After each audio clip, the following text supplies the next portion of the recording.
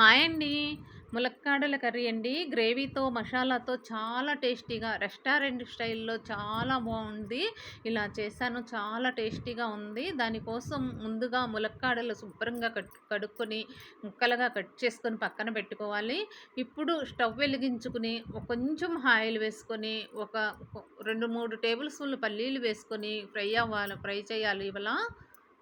ఇవి ఇలా ఫ్రై అవుతూ ఉండంగా వెండి కొబ్బరిని ముక్కలుగా కట్ చేసుకొని కొంచెం వేసుకోవాలి. 10, 15 ముక్కల వరకు అలా వేసుకొని అవి కూడా అలా ఫ్రై అవుతూ ఉండగా ఒక హాఫ్ టీ స్పూన్ ధనియాలు, 2, 3 యాలకులు, 2, 3 లవంగాలు, 2 దాల్చిన చెక్క పీసులు వేసుకొని అలా కలిపేసుకోవాలి. ఓ పావు టీ స్పూను మిరియాలు కూడా వేసుకొని అలా కలిపేసుకోవాలి. ఇప్పుడు 2 టేబుల్ స్పూన్ల నువ్వులు కూడా వేసుకుని అలా బ్రౌన్ కలర్ వచ్చే వరకు అలా కలిపేసుకోవాలి. అలా కలిపేసి ఇప్పుడు వీటిని ఒక చిన్న జార్‌లోకి తీసుకొని చల్లారనివ్వాలండి. ఇలా ఫ్రై అయిన వీటిని ఇప్పుడు జార్‌లోకి తీసుకుంటున్నాను. ఇలా తీసుకొని కొంచెం పక్కన చల్లారనిచ్చి ఇప్పుడు కొంచెం చింతపండు కూడా వేసుకుని వీటిని మెత్తగా వాటర్ వేసుకుని మెత్తగా మిక్సీ పట్టుకోవాలి. ఇలా పేస్ట్ లాగా ఉండాలి. ఈ పేస్ట్ మొత్తం ఈ మసాలా పేస్ట్ మొత్తం ఒక బౌల్‌లోకి తీసేసుకొని పక్కనుంచుకోవాలి. మళ్ళీ అదే జారు తీసుకొని 2 టమాటాలు సన్నగా కట్ చేసుకొని వేసుకొని మెత్తగా మిక్సీ పట్టేసుకోవాలి. ఇలా మెత్తగా మిక్సీ పట్టుకోవాలి. ఇవి పక్కన పెట్టేసుకుని ఇప్పుడు స్టవ్ వెలిగించుకొని మళ్ళీ పాన్ పెట్టేసుకుని కొంచెం ఆయిల్ 2 టేబుల్ స్పూన్ల వరకు ఆయిల్ వేసుకోవాలండి. ఆయిల్ అలా వేడవుతూ ఉంది కదా!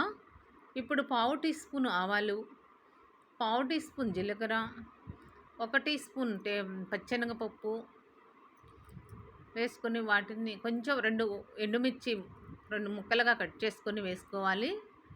వీటిని ఒక్కసారి అలా కలిపేసుకొని కొంచెం కరివేపాకు కూడా వేసుకొని ఫ్రై చేసుకోవాలి.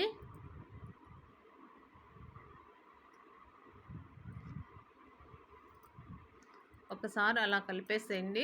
కరివేపాకు ఫ్రై అవుతుంది. ఇప్పుడు పచ్చిమిర్చిని ముక్కలుగా కట్ చేసుకొని వేసుకోవాలి. పైన వైట్ లేయర్ వస్తే సరిపోతుంది.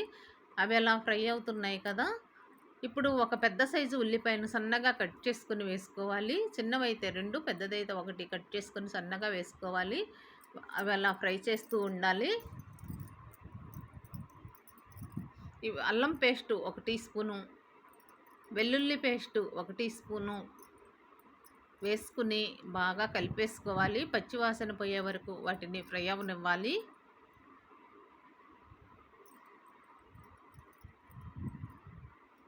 ఇప్పుడు మనం ముందుగా మిక్సీ పట్టుకుని ఉంచుకున్నాం కదా! పావు టీ స్పూన్ పసుపు కూడా వేసుకోండి.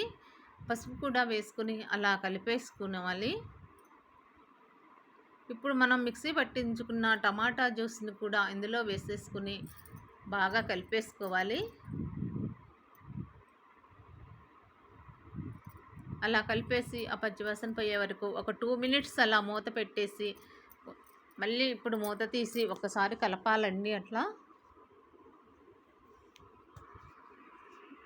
అలా కలిపి మూత పెట్టేసి మళ్ళీ 2 మినిట్స్‌లో మూత తీయాలి. ఇలా కలిపేసుకోవాలి. ఇప్పుడు టేస్ట్‌కి సరిపడా ఉప్పు, కారము వేసుకొని బాగా కలిపేసుకోవాలి.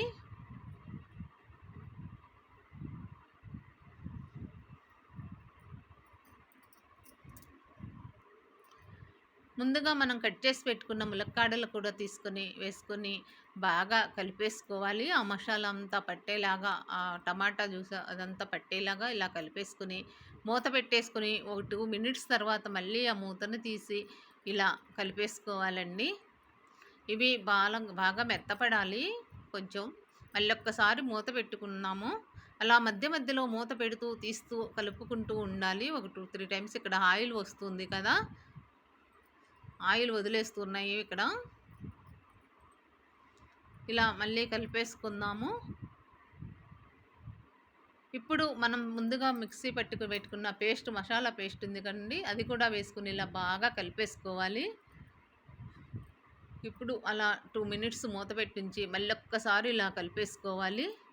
ఈ పచ్చివాసన పోయేంత వరకు అలా కలుపుతూ మూత పెడుతూ ఉండాలి. ఇప్పుడు కొంచెం వాటర్ పోసుకొని, అంటే ఇక్కడ మనకి గ్రేవీ ఎంత కావాలి అనుకునే దాన్ని బట్టి పోసుకొని, నాకు ఇలా ఒక పావు లీటర్ వాటర్ పట్టాయండి.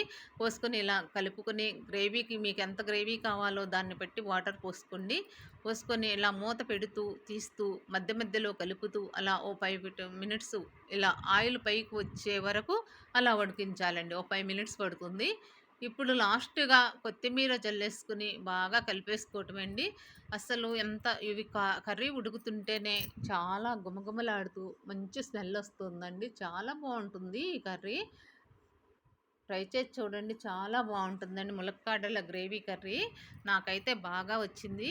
మీరు చేసే విధానంలో ఉంటుంది. ఇలా ప్రిపేర్ చేయండి. చాలా బావుంటుంది.